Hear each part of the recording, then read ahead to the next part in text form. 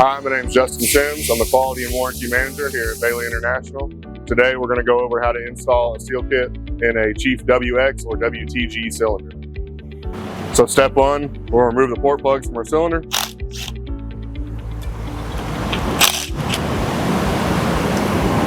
Our next step is going to be to locate the lock wire groove sticker. This sticker covers the groove to prevent any dirt or debris or moisture from getting inside. Remove our sticker and discard it. Next, we're going to pull our rod out just a couple inches to give us some room to work with.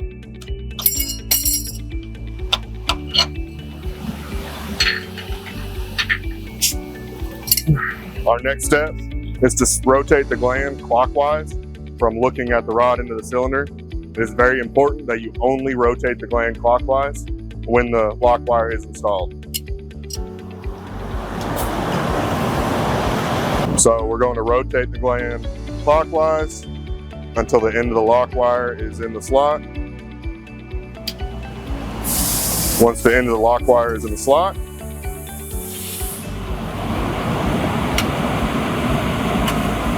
we will take a small flat tip screwdriver or a pick. We'll place it underneath the tapered edge of the lock wire and begin to rotate it counterclockwise until it comes out of the groove.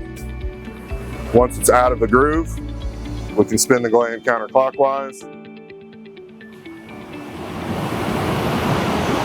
until we get to the end of our lock wire.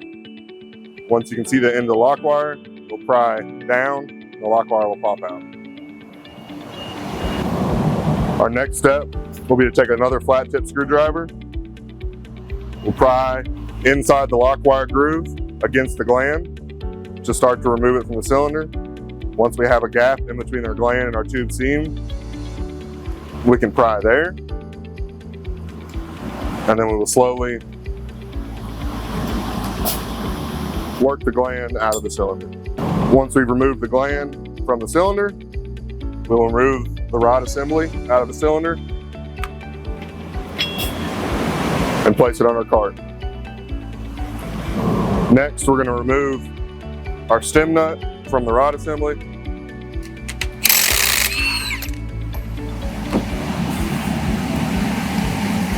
Now we slide our piston off the cylinder or the rod. We'll slide our gland off the rod.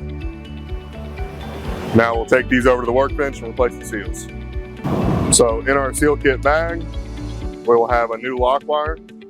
Replacing the lock wire isn't necessary as long as the original lock wire wasn't damaged.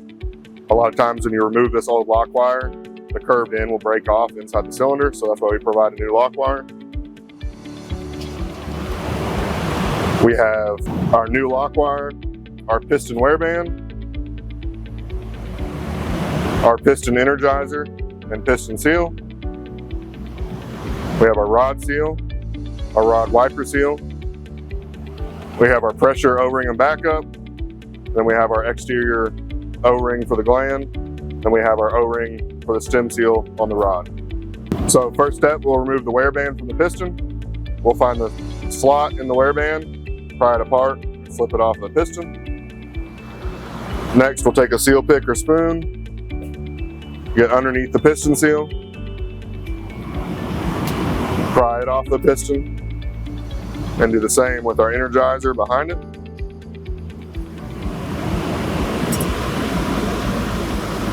Next, we'll take a clean, lint-free cloth and using isopropyl alcohol, brake cleaner, or any kind of clean degreaser.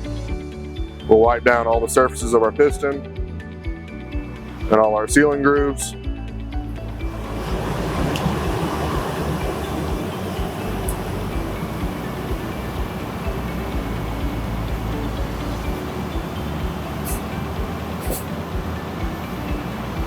We'll take our new piston seal energizer. We'll apply some clean hydraulic oil to it. Place it into the groove.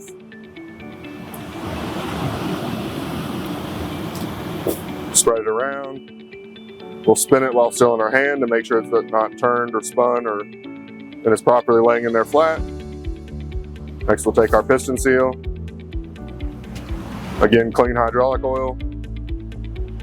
Place it into the groove on one side. Press it around, stretching it over the piston until it snaps into the groove. We'll spin it and make sure it's properly seated in all places. Now we'll do the same with our new wear band.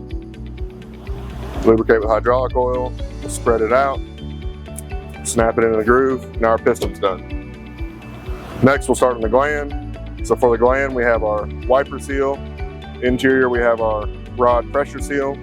There's no wear band in the gland of this cylinder. Then we have our pressure O-ring and backup. Then we have what we call our moisture O-ring. This is the external O-ring in this last groove, and all it does is keep moisture and debris from entering inside and locking up the gland, preventing it from rotating.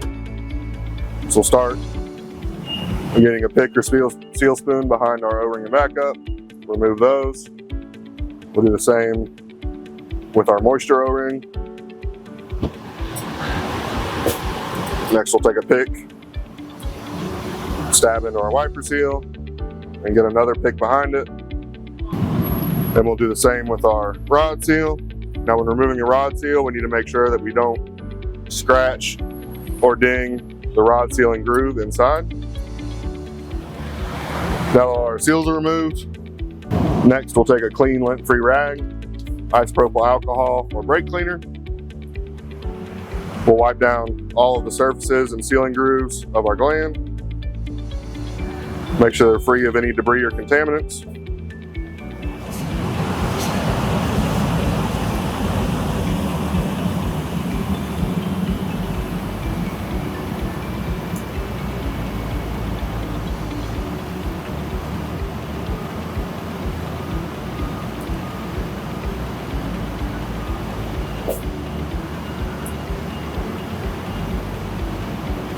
Next, if there's any rust on the lock wire groove, we'll take a piece of Scotch-Brite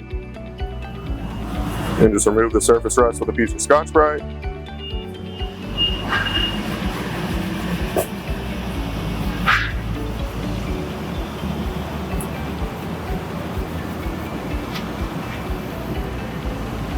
We'll re-clean it with our alcohol and clean rag.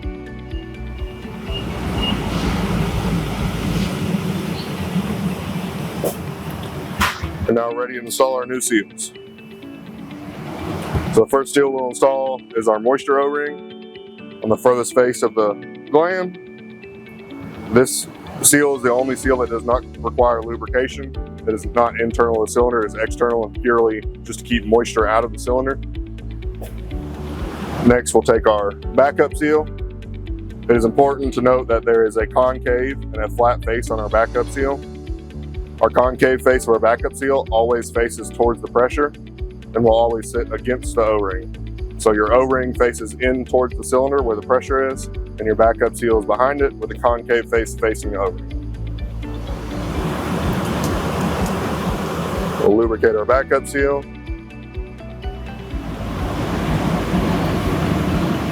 Press it into the groove.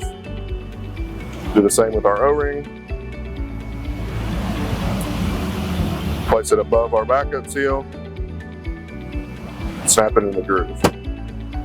Next, we'll take our rod seal. We'll lubricate it with clean oil. And either using a seal installation tool or squeezing the seal, we'll install it into the groove. We'll run our finger around it to make sure it's fully seated. Next, we'll take our wiper seal. The wiper seal also does not need lubrication. We'll press it into the groove, make sure it's properly seated. Last seal we need to replace is the stem O-ring on the stem of our rod. We'll take a pick, get underneath the O-ring, work it out of the groove.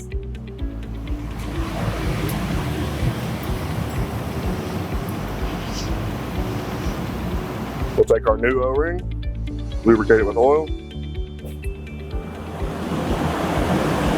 place it onto the stem of the rod. Then using our pick, we'll work it around the threads. We don't want to drag it over the threads of the rod because it can cut and damage the O-ring.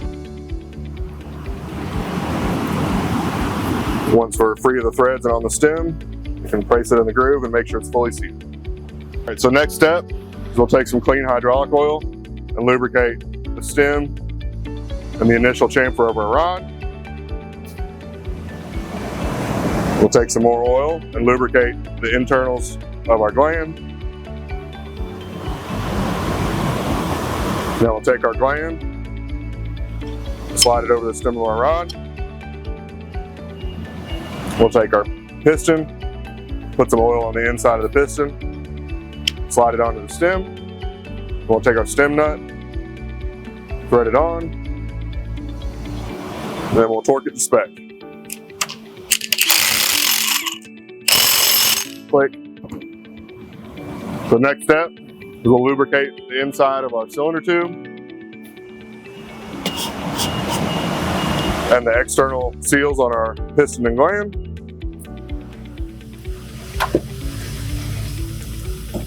Now we'll install the rod assembly into the cylinder.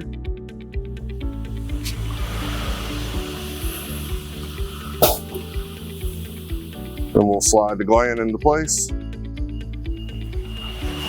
Sometimes a dead blow is required to get the seals through the groove.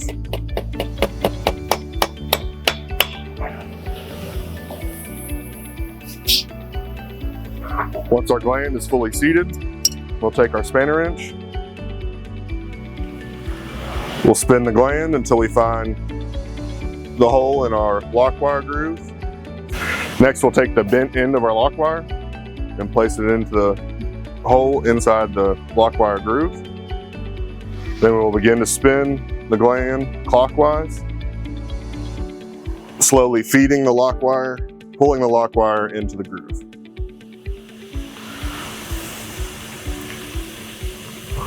Once the lock wire is completely in the groove, you can spin the gland clockwise only to your desired port location. For this cylinder, we're going to return the port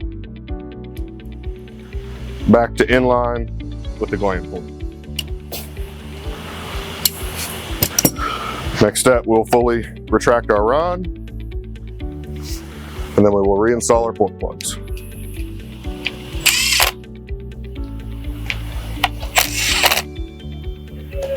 Now the last step is we'll take another lint-free cloth with brake cleaner isopropyl alcohol. We will clean the area where our old sticker was, make sure it's free of any grease or oil, and then either using another adhesive sticker or the best option is electrical tape. Place a piece of electrical tape over the lock wire hole. And this will prevent any moisture or dirt and debris from getting inside the lock wire and making it difficult to disassemble it in the future. Thanks for watching. This is all we have for you on how to install a new seal kit on a Chief WX or WTG cylinder. If you have any more questions, feel free to visit our website, linked down below, or give us a call toll free at 1-800-800-1810.